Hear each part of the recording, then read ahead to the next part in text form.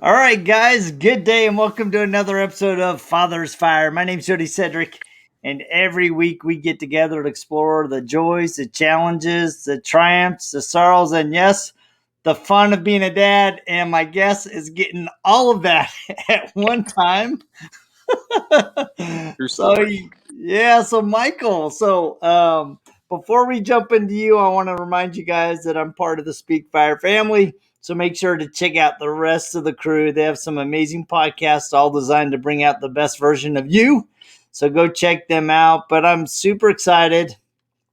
I've been wanting to get Michael back on. If you remember, I'll put a link to his podcast, the episode where he was a guest previously. We actually talked about being a foster parent.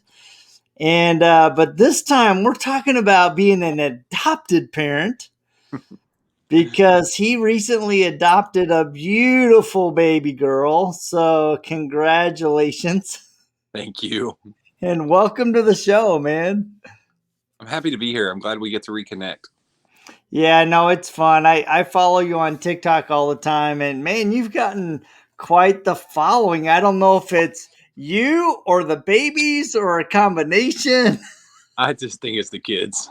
It's got to be the kids. I think it's a combination, especially that baby. In fact, the one that really hit me, there were two that really hit me, right? The one where your little baby girl's got RSV and your heart's just pouring out to her. You're tired, you're worried, you're scared, you're concerned, all that stuff, man.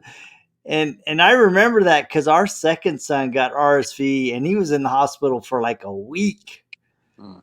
So how you doing? I'm doing good. Now that was an experience. I've never had been a dad since 2014. I've never had something like that. So that was so terrifying. Like, of course, being new to being a dad of a baby because of the boys came later in their life, and it was just a very scary situation. And I'm like, I just adopted you. Like, no, we can't. There's nothing bad can happen. And but that one night was the worst night, and woke up the next morning. She started slowly getting better, and I was thankful of that. Yeah, no, and you can see the love and hear the love in your voice. I mean, it's amazing how an adopted kid, I remember, and this speaks to my naivete. When my brother first adopted kids, so he adopted three kids, two that are actually siblings and one that's not. And I remember one time he and I were having a conversation, and this was when Judy and I had four kids biologically, and I asked him, and I preface it. I go, I don't mean to be offensive. I just want to know the answer to this question. So if I'm offending, please accept my apology in advance. I go, but do they feel like they're yours? Well, I wouldn't know any different because I've never had biological children. But I assume so. I guess. I think I would do anything. Like, just what. Say if you just had biological children, you would jump in front and take a bullet for them, right? I would do the same thing. Now having a girl now has amplified all the feelings I've ever had. Like it's made me. I was a sensitive, emotional kind of guy, anyways, and it's made it worse. Like, I start bawling my eyes, but like I would, yeah. It's definitely got to be the same. It's definitely got to be the same. Well, I share that because um, one, I was really curious, right? And I think a lot of people in the back of their minds, they're asking that question, right? They're curious, right? And so up until that point, Judy and I had not adopted our two babies, right? And so we had four and then we adopted two. So now I've had the experience of having four biologically, and then I've had two that we have adopted, and we adopted them Well, we started the process when they were 4 and 5, and they actually came to our home when they were 8 and 9. So a long process of getting them from Haiti to home. And I can tell you, it's exactly the same. It's just God brought them to our home, into our family, different. Mm-hmm. The challenge has been is, going through the attachment process, right? Because go ahead, sorry. Because they're older, right? They were older when they came, and that's the same thing. My great nephews I adopted, I didn't have a relationship with my youngest youngest of the two. I didn't even know he existed. And first time I met him was at the DCS office when I brought him home. Clayton, the oldest, I had a little bit of a relationship with him, but here they are. Blake came home at 4, then Clayton at 9, and I was worried about Clayton at 9 because, like, how does that connection happen? I was so worried about it, but then it just happened. Yeah, it's crazy how that does. So let's talk about the difference, because your first boys that you adopted came older. Now you got this little baby, and you can't. That has to be completely different. Bringing a baby into the home versus kids that are a little bit older. I mean, there's a whole difference. Like, because, and I think my emotions are amplified because I missed out on those first very important years of Blake and Clayton's life, and I didn't get to see the first smile, the first coo, the first giggle, the rolling over and almost crawling. Now I've never got to experience that, and even as disgusting as changing diapers is, like, I missed out on that, and I feel blessed that I get to change a diaper now. I still hold my nose and gag the whole time, but it's different. And of course, on TikTok, some folks are like, "Wow, you just post about her a lot." And I'm like, you know what?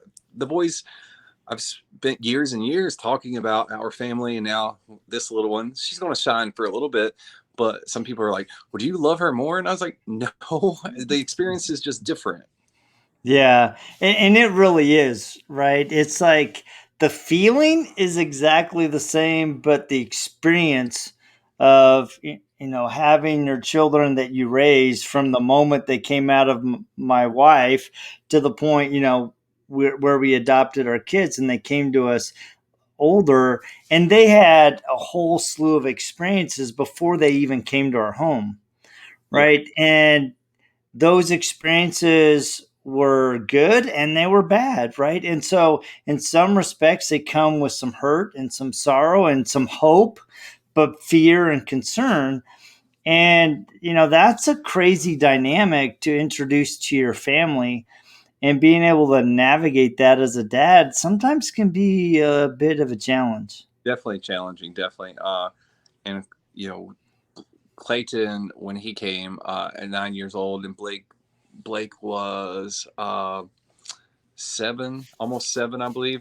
Um, I was extremely worried because they were biological brothers. They are biological brothers, and while they were together before they went to foster care was not very good situations. The behaviors, the environment, all that stuff was not so good. And so reconnecting them, I was super concerned, and it was a challenge, and there was regression on both sides, Mm. and then you could see, especially in Clayton, who was the oldest of the siblings that went to foster care, that how the trauma affected him more than the younger children. And so, but you see a lot when children, go into foster care and they're coming to you, whether they're just a foster placement or you're going to adopt them. You experience a lot of those kind of situations from their past, and trying to navigate through that, it can be challenging. Yeah. So, how are your boys doing with the baby girl? Oh God, they're like the best big brothers ever. They're like big helpers for me too. Like right now, Clayton is holding her. Earlier, Blake was. I just posted it on TikTok. I was in because I have a 2-year-old little one I'm fostering, and I was cleaning up her room, and I could hear something, and I'm like, "What is that?" Blake is on the couch holding his sister, and he's trying to sing Rockabye Baby. He just doesn't know the words, all the words. But I'm like, and so I was like, I caught the tail end of him singing. And I was like, oh my, it just made my heart go puddle in the floor. But they're super good. Clayton, like if I'm holding the baby and I need a bottle, they'll grab a bottle, grab the diaper, grab the wipes. They're super awesome with her. And I'm a little bit worried as she gets older because she's got two big brothers that are going to be super protective. And of course she's got me as well. So, but yeah, Blake, I think Blake, I think Blake's connection with her is a little different from Clayton, and because they had a little sister when they went into foster care. For some reason, their little sister, excuse me, did not go into foster care, and we've lost her in translation. From what I understand, she eventually did, and she got adopted out. And so Blake's always remembered her, and so now he has another little sister. He's so super concerned. I'll be changing her diaper on the couch, and she'll start to like roll a little bit, and he'll dart over there thinking she's going to fall off the couch or something. I'm like, I got her, Blake. Calm down. It's going to be okay, buddy. But they're super awesome big brothers. And that's an interesting story that very intimate, because I think a lot of times, especially these kids that are coming out of the foster care system and they're becoming adopted. And as they're trying to connect and as they're trying to be part of a family, I think a lot of times we don't really consider the pain, the loss, the hurt that they've gone through, and how they're desperately hoping that the adopted family will be beautiful and take care of them. But there's always this itch in the back of their heart, in the back of their mind, that's going, what if? Yeah. Now, what if this doesn't work out? Is my heart going to be broken again? So how much of myself do I invest into this family? Mm-hmm. And even children that will do some bad behaviors just so the family will be like, oh no, this is not a perfect fit. That way they save the heartache on themselves from the family for if they made a choice or decision or yelled at them or something. The child will come in and just be disruptive. So the family will just go ahead and say, this doesn't work. You need to go on. So some of these children are trying to save the heartache before it would happen. Most of the time it doesn't happen, but it's really sad. It's very sad.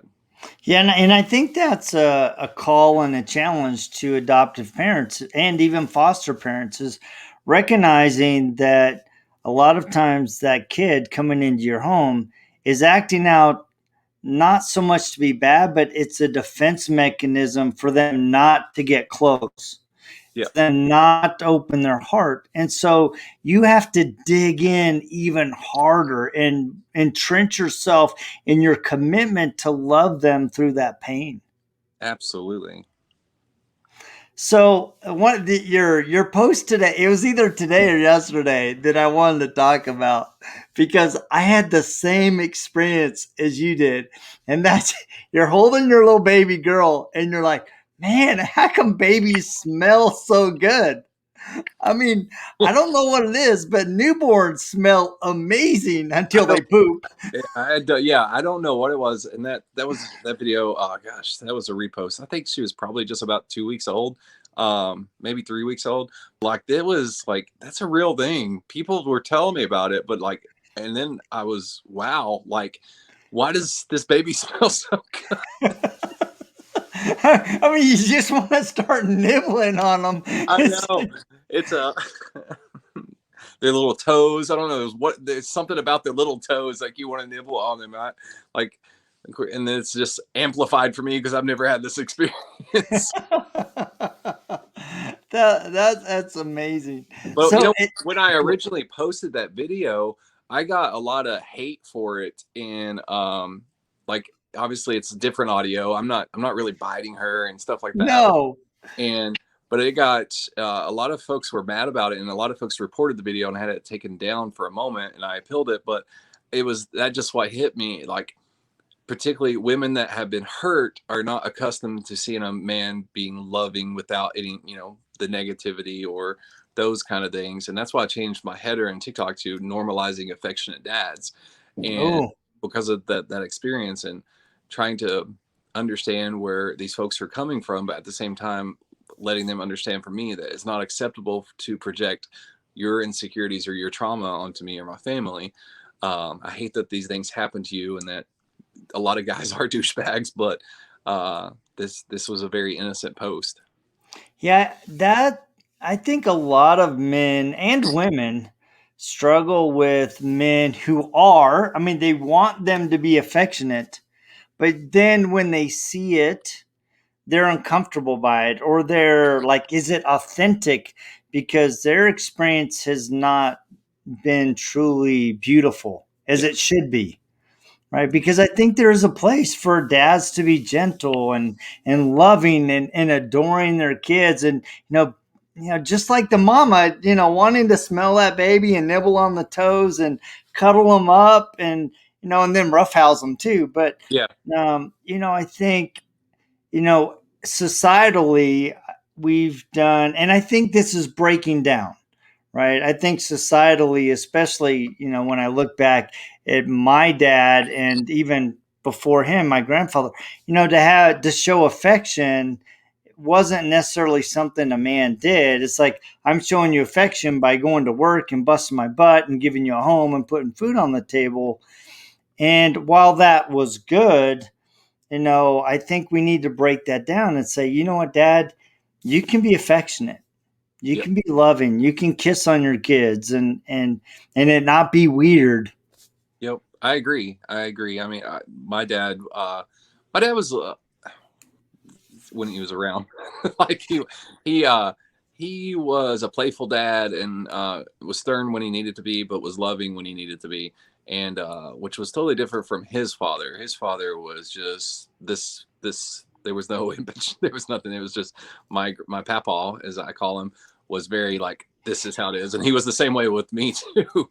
So it was a little nice to see that I got a little bit of that playful, affectionate stuff from my dad uh, when he was around and sober. But Yeah, my dad was great. I mean, I often talk about being blessed with a dad that was very engaged with us kids. I'm the oldest of 8 kids, and he was a Navy guy, so there was a stand at attention and salute, and you do it my way.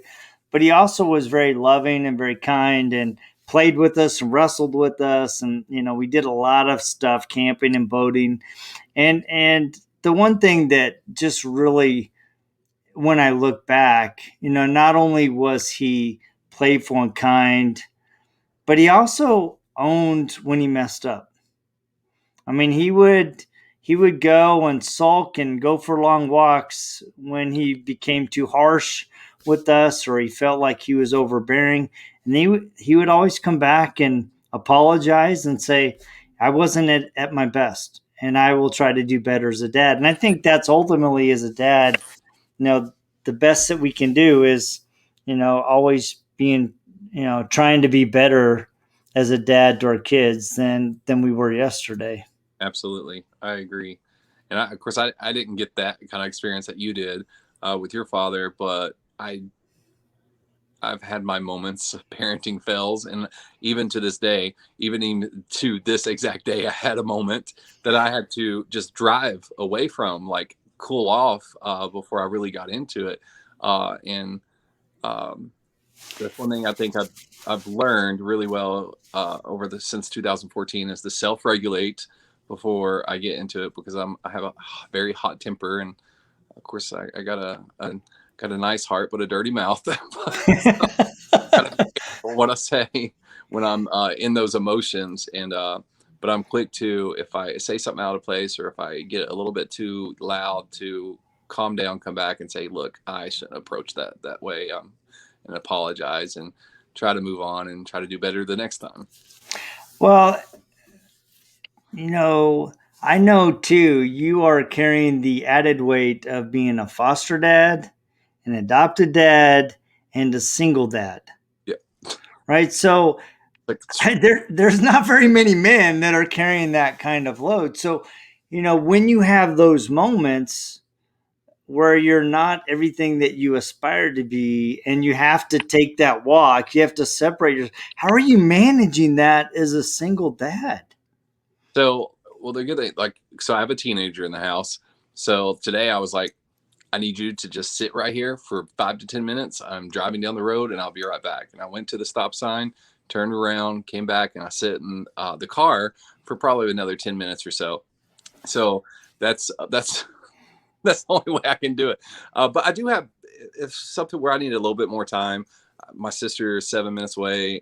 Three of them are 7 minutes away. My mom's 7 minutes away, and they even when the girls were sick and I needed someone to come over and grab the boys, they were over super quick and helped me get the girls ready and stuff like that. So I'm blessed to have a supportive village between immediate family and friends. So that's nice. I don't know what I would do without them, because trying to maintain, like, I have a pretty much a 50-hour work week, and that career, is I just can't throw that away. Otherwise, I can't take care of my kids financially. And then, of course, social media, which is not as important as my career, but it brings in extra income and stuff to do extra fun stuff with. Yeah, that balance. And you may have, I'm not sure if you talked about it, but I think it was either you or another dad that talked about it, about how here I am, a single dad, and I'm trying to balance work. And when I need time off for work, it's kind of an awkward discussion, because they're like, wait, you're the dad. Why do you need time off? Why do you need to take care of your kids?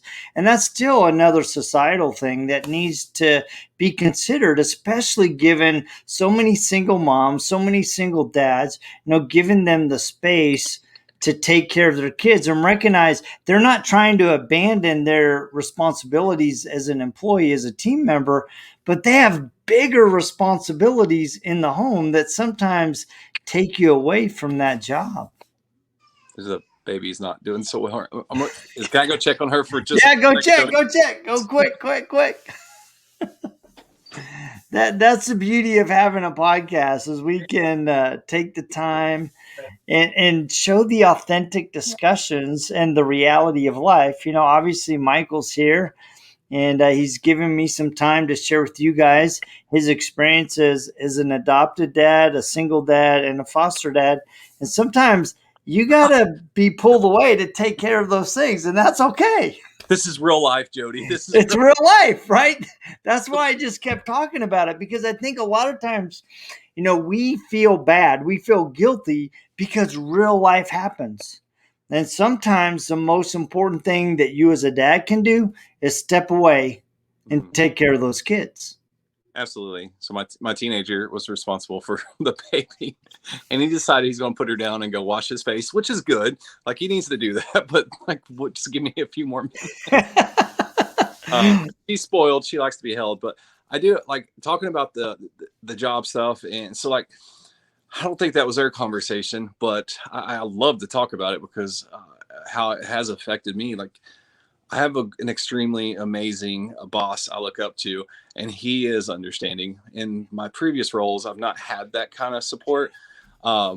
Even through my first adoption, here, like, I could have taken FMLA, my first adoption, and I didn't, because I felt like I would probably get in trouble or something, which technically they couldn't do. But and it was like frowned upon in a way. I felt like it was frowned upon. Whereas if I was carrying the child and I was a lady and I had given birth, I would be expected to take that time off and to take care of my health and bond with the baby and those kind of things. So it was really awkward then. But my boss, I'm strictly working under him. He when told him about the baby, and he was like, "Oh, okay." He's like, what can I do to support you? And I was like, well, I said, I can't financially take 12 weeks off of work, but if I can move some vacation time around and take like 2 weeks back to back support from admin stuff 3rd week, and then the 4th week have another vacation and stuff like that. And I said, I'll still be around texting, emails, and picking up stuff, and I just won't be in restaurants for a long time. And he was like, yeah, absolutely. And even in our company, we have July blocked off, so no one typically can take their paid vacations in July. And when I told him like adoption's probably going to be around July 3rd, and it ended up being July 7th, and he came to me and said, well, look, you still got another vacation. Do you want to move it to that week? And like I'm like, are you sure? That's awesome. So it's nice to have that experience now, but I can see where it's because I've had some awkwardness in the beginning of being a dad. So. No, that's good. Well, I know you need to get to your kids. So, in kind of final wrap up, being a foster dad, adopted dad, a single dad, what have you learned in the process that you think is really important for any dad? For any dad, that's a tough one, Jody. I wasn't ready for that one. Sometimes we beat ourselves up and we think the good we do is not enough. And I think if we need to take a step back and see what we were really doing, and how that is helping your children or hindering your children from growing. And life does get busy, whether you're a single father or a father that's married. Life always gets busy, especially in this crazy world we're living in. So just like put a pause on things and make sure we're spending appropriate amount of time with our kids. Yeah, I love that. Well, I want to thank you for taking some time. Guys, please go check him out on TikTok. It's Michael Quintock. And he's sharing his journey as a dad. He's sharing stuff with his kids. It's really sweet. There is no other word. It is sweet. It's authentic. It's beautiful. And I think we need more dads like you that are truly sweet and authentic and real with their kids and open and sharing their hearts, sharing their journey and being raw. I think more men to see that. So mad kudos to you. And I wore the hat today, my Roar hat, in honor of you, because I think so many of us dads, especially single and adopted dad, divorced dads, a lot of times we're going through the heavy stuff, right? And we're trying to shoulder it. We're trying to put on a good face, but inside, we're in a mess. And you just got to keep pushing, right? Keep pushing. And, people see the way that you stand. They may not see the internal chaos, but they see the way that you stand. And I'm telling you, you are the epitome of a good father. So thank you so much for the example that you set. Thank you, Jody. I appreciate that. Yeah, no problem. Well, guys, thank you so much for joining us. Please remember to like, share, subscribe, and share this sucker. And go out to jodysedrick.com. Check out the dad swag. I got some hats and mugs that I've created, and I got a new book coming out. It's all edited. I'm waiting for the final cover, and so I'm hoping it'll be out September. So knock on wood, look for that. And thank you once again, Michael. So appreciate you taking the time to meet with me. Thank you, Jody. You have a good night. Yeah, go love on that baby, man. Yes, sir. See you. All right. See you guys next week.